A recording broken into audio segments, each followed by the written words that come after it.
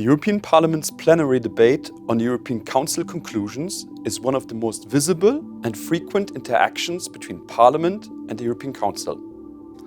This event is also the only EU-level forum where the European Council's results are examined and scrutinized, and where the institution can be held to account. So what does it mean for EU policymaking and democracy? Let's find out.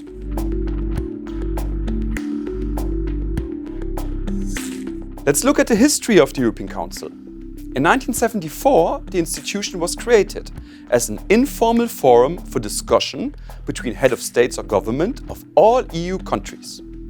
In 1992, under the Treaty of Maastricht, it acquired a formal status and a role to provide the impulse and general political guidelines for the EU.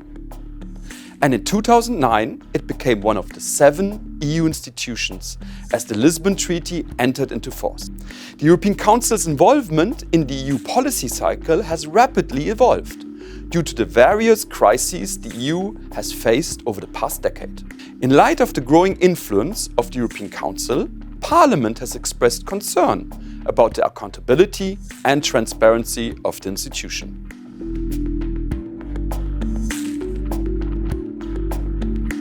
The heads of state or government are accountable to their national parliaments and electorates.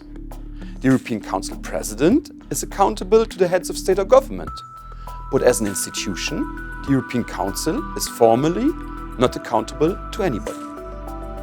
EU treaties give Parliament a general oversight function of the executive of the EU. Today we can speak of a dual executive, split between the European Commission and the European Council. The treaties provide Parliament with instruments to hold the Commission and its President accountable. For instance, Parliament can censor the Commission.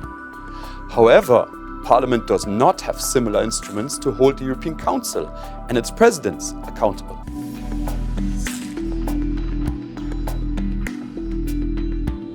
Plenary debates on European Council conclusions are the main tool of political control in the hands of the European Parliament over the European Council. The main added value of these debates for MEPs is the opportunity to question the European Council President on European Council conclusions and activities. The President can provide more details on debates which didn't receive much attention in the conclusions. The President of the European Council also has the possibility to report on discussions that do not appear at all in the conclusions, but which took place in the meeting. As plenary debates on the European Council conclusions sometimes take place up to 1 month after the meeting, they also provide an opportunity to report on the actions that have been taken to follow up on the conclusions.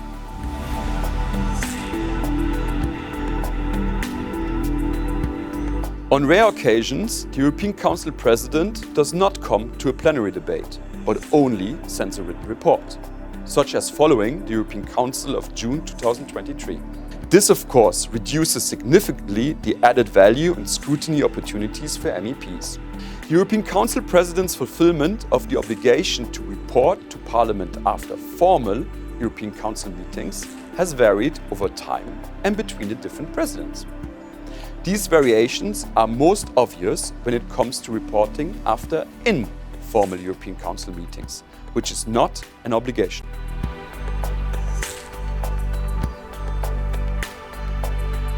In 2022, Russia's war in Ukraine, the energy crisis, security and defense, and economic issues have been dominant topics in European Council conclusions.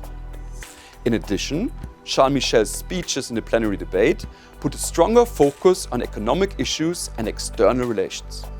So MEPs had a large number of issues to comment on, as well as the opportunity to point out what was missing from the agenda in 2022, such as migration and the rule of law situation in Hungary and Poland.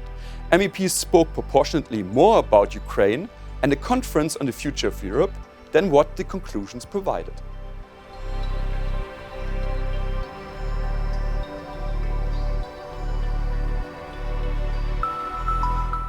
Evidence shows that in 2022, 4 in 10 MEPs assessed the European Council actions negatively.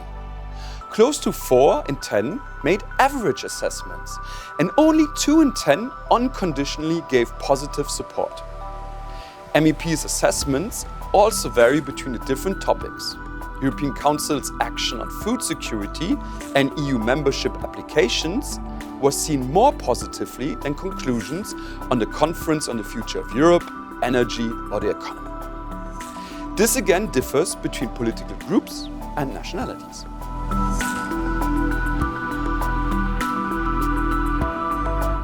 One way would be to ensure that the President remains until the end of the plenary debate, that he receives more detailed questions from MEPs and answers them.